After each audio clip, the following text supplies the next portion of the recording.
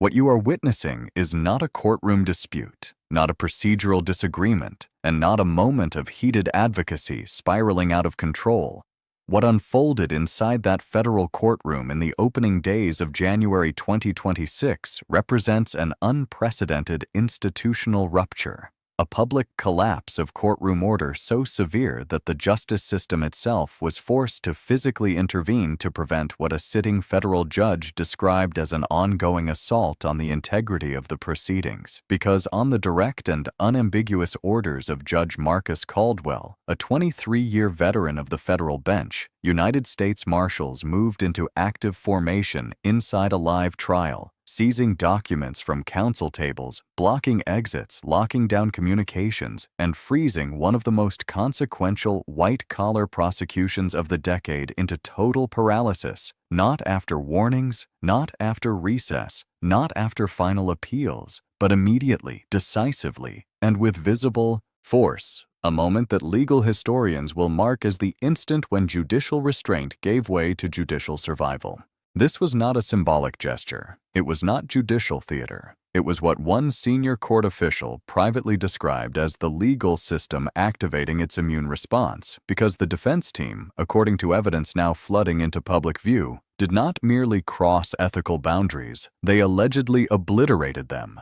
And when the explosive leak of the so-called Witness 14 recordings detonated across legal networks in early January 2026, Judge Caldwell responded not as an umpire calling fouls, but as a commander sealing a breach, issuing an emergency ruling that sent shockwaves through every federal courthouse in the country, ordering immediate eviction of the defense from operational control of the courtroom, initiating a full-scale lockdown, and positioning armed marshals between attorneys, evidence, and exits. A visual message as stark as it was unprecedented. This was not an interruption. This was judicial warfare, and the justice system, under visible strain for years, reached a breaking point in real time on the record, with cameras rolling and reporters scrambling to understand what they were witnessing. And the question that now dominates every legal conversation in America is simple but explosive. What could possibly trigger a federal judge known for restraint, composure, and procedural discipline to unleash marshals inside his own courtroom? 47 minutes before the marshals moved, the answer surfaced online in the form of a devastating leak. Audio recordings from protected witness interviews that were never meant to exist outside sealed evidence vaults. Recordings that directly implicate members of the defense team in coordinated, systematic witness tampering, not implied, not circumstantial, but captured in voices, words, and threats that prosecutors say leave no room for ambiguity, transforming what might have been another high-profile procedural battle into what Judge Caldwell himself described as a declaration of war on the integrity of the court. And understand the weight of that statement. Judge Caldwell is not a novice jurist. He has presided over organized crime trials, terrorism prosecutions, and RICO cases involving cartel leadership. He does not flinch, he does not grandstand, and legal observers have long described him as the calmest man in any courtroom. Until today, because multiple sources confirm that when he reviewed the contents of the leaked recordings during an emergency chambers meeting in early January 2026, his demeanor changed visibly. A court reporter described his jaw tightening, his hands gripping the bench, his eyes fixed not on the defense table but on the implications of what he was hearing, and then he issued the order that stopped everything, Marshal. Secure this courtroom. So what was in those recordings that broke a 23-year judicial veteran? What could possibly justify sealing a courtroom like a crime scene? Because the Witness 14 recordings are not just evidence. They are the reason marshals are standing guard right now, the reason exits are blocked, and the reason the defense table was treated not as counsel, but as a threat. Witness 14, whose identity remains sealed under federal protection orders, was a critical insider scheduled to testify about financial fraud at the highest levels of the defendant organization. According to court filings released amid the chaos, This witness possessed direct knowledge of falsified documents, offshore accounts, shell entities, and coordinated obstruction of federal investigators. In short, the mechanism of the alleged crime itself and the recordings capture 3 separate phone calls between witness 14 and individuals the prosecution says are directly connected to the defense team. In the first call, recorded 11 days before trial, a male voice tells the witness, and this is a direct quotation from transcripts released in early January 2026. "You do not have to remember everything. Confusion helps everyone here. Just be confused." A statement that alone would raise alarms, but the second call escalates dramatically. 8 days later, the same voice returns, this time with specifics. "If you mention the March transfers, this becomes a different conversation for everyone, including your family's situation." Language that legal analysts immediately labeled textbook witness intimidation, barely concealed behind plausible deniability. But it was the third call, occurring 72 hours before proceedings began, that reportedly caused Judge Caldwell's hands to tremble. A different voice, female this time, delivers what prosecutors are calling the kill shot. "The testimony package has been prepared for you. Study the summary document. Do not deviate from the prepared responses. Any improvisation, and we cannot guarantee your protection agreement, remains intact." A script, a threat, and an attempt to weaponize witness protection itself. Audio forensics have since matched voice print patterns from these calls to phones registered to 2 associate attorneys working under the lead defense counsel. And when this matching evidence was presented to Judge Caldwell during an emergency chambers meeting in early January 2026, sources say his response was immediate and unambiguous. "This court will not be made complicit in the manufacturing of perjury." The leaked materials go further, far beyond 3 phone calls. Analysts describe operational details embedded in the recordings, references to payments, references to future considerations, coded language about what happens to witnesses who go off script, and according to a former federal prosecutor who reviewed the publicly available portions, this is not a gray area. This is black-letter criminality captured on audio. And the evidence package reportedly includes 14 separate audio files totaling more than 6 hours, text message logs showing coordination between unknown numbers and defense team members, financial records indicating payments routed through a shell company to relatives of witness 14, and internal memos discussing testimony management strategies. And here is the detail that stunned even seasoned observers. According to multiple courthouse sources, the recordings were not leaked by prosecutors. They were leaked by someone inside the defense team itself. An internal fracture, a defection. Someone decided professional loyalty was less important than avoiding prison. A signal, as one former Justice Department official put it, that the corruption may run deeper than what is already visible on tape. So pause for a moment and ask yourself, have you ever seen a defense team implode from the inside during a live federal trial? Because if this is your first time witnessing something like this, you are not alone.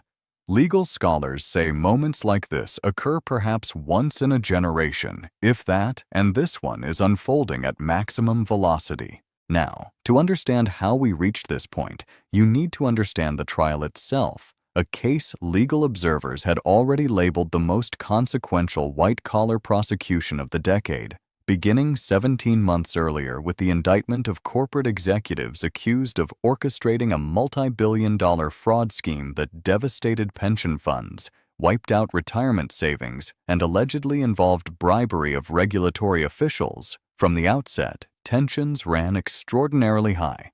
The defense team, led by veteran trial attorney Harrison Mercer, deployed what critics called scorched earth tactics, filing motion after motion, accusing prosecutors of political motivation, and attempting to overwhelm the court through procedural exhaustion. 3 months into proceedings, Judge Caldwell issued a rare formal admonition after defense attorneys were caught communicating with a sequestered juror's family member in a public restaurant. The defense claimed coincidence. The judge called it troubling proximity to obstruction. Weeks later, a prosecution witness abruptly changed testimony mid-cross-examination, contradicting sworn deposition statements. appearing confused, disoriented, almost scripted. The prosecution moved for a mistrial. Caldwell denied it, but observers noted his attention toward the defense table sharpened from that day forward. Then came witness 14, scheduled to testify about the core mechanics of the alleged fraud, the offshore structures, the decision-makers, the paper trail, the ballgame witness, and on the night before that testimony, the recordings surfaced online, posted to an encrypted file-sharing platform, distributed across legal journalism networks within hours. By early morning, every major outlet had the audio. By mid-morning, prosecutors filed an emergency motion, and before noon, Judge Caldwell ordered the courtroom sealed.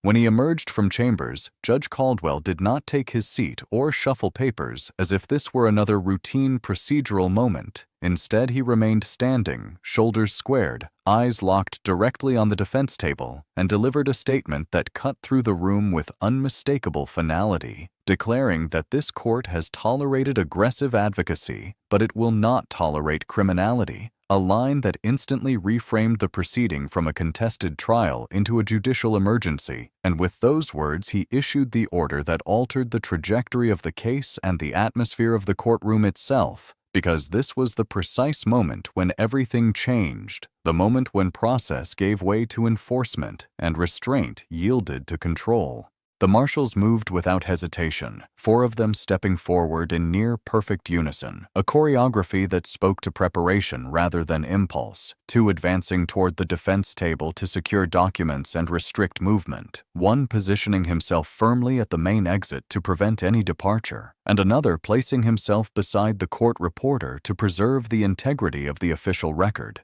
As the gallery reacted in real time, audible gasps rippling through the room, journalists freezing mid-note, mid-keystroke, struggling to comprehend whether they were witnessing a security incident or a legal intervention of historic scale. Lead defense counsel Harrison Mercer attempted to rise from his chair, instinctively moving to object, but his motion was halted before it could fully form, as a marshal's voice cut through the tension with clear, non-negotiable instructions. Counselors, you are directed to remain in place. Do not approach the bench. Do not remove any documents. Do not communicate with anyone outside this courtroom. An order that transformed the defense table from a place of advocacy into a controlled perimeter. Mercer protested audibly, invoking the authority of the court itself, but Judge Caldwell cut him off with 2 words that carried more weight than any extended rebuke ever could. I can. Followed by a silence so complete it seemed to press inward on the room. 11 full seconds of absolute stillness, confirmed by the transcript, an eternity in courtroom time, and a silence that marked the end of ordinary proceedings and the beginning of something far more consequential. At that instant, it became clear to everyone present that this was not judicial theater, not a warning shot, and not a reversible scolding, but a decisive act rooted in the judge's assessment that the integrity of the process itself was under immediate threat. Now ask yourself whether what unfolded in those moments constitutes judicial overreach or judicial necessity, because that question now dominates legal discourse across the country, dividing scholars, practitioners, and commentators who are grappling with the implications of a judge using physical authority to contain officers of the court. And comparisons have inevitably been drawn to the Chicago 7 trial of the 1970s, where judicial authority clashed visibly with courtroom disorder, and to the Watergate-era prosecutions, where the legal system was forced to confront misconduct at the highest levels. Yet scholars increasingly argue that this case may exceed those historical touchstones in ethical and institutional significance because, unlike past scandals built on inference, testimony, and retrospective discovery, this one is allegedly captured in real time, recorded, time-stamped, voice-matched, and tied not to political operatives or peripheral actors, but to attorneys themselves, lawyers sworn to uphold the justice system who now stand accused of attempting to corrupt it from within. The consequences flowing from this moment are staggering in both scope and severity.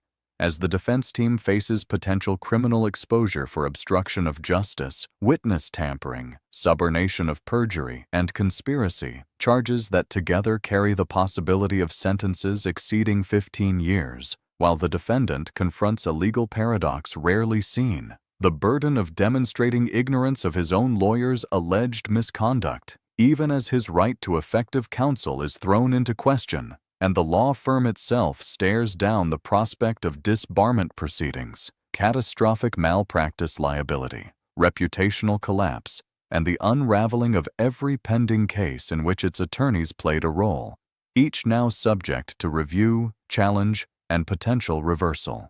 In a matter of seconds, what began as a high-stakes trial became a defining test of whether the legal system can police its own, and whether the authority of the court, when pushed to the brink, is willing and able to assert itself with unmistakable force. And here is the question that matters beyond this courtroom. Does this moment represent a turning point, a signal that even the most powerful legal actors are not immune? Or is it a rare exception that proves how broken the system remains? So let me ask you directly, do you believe this is the justice system finally policing itself? Or do you think this will fade into history as an anomaly? And what should happen next when the defenders of the Constitution are accused of betraying it?